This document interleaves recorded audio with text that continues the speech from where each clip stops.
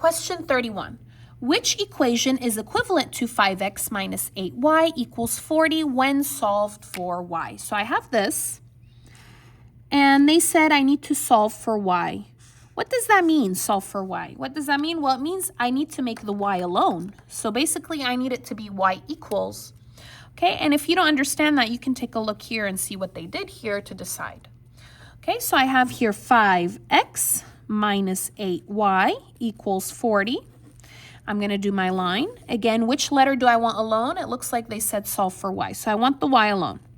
Do you move the y? No, you do not move the y. The letter that you want alone, you do not move it. You're going to move the other thing. What's the other thing? I have here positive 5x. I'm going to move that. This is positive. The opposite is negative. So minus 5x, and I'm going to copy to the other side, minus 5x.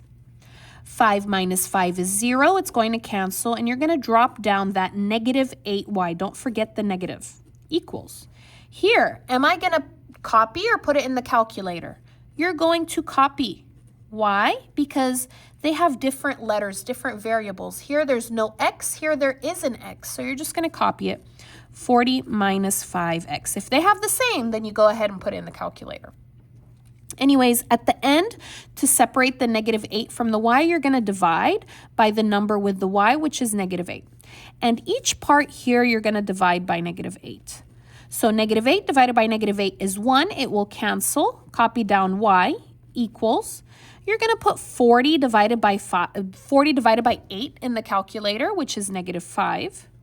And then you're going to put negative 5 divided by negative 8 in the calculator, which will be positive 5/8.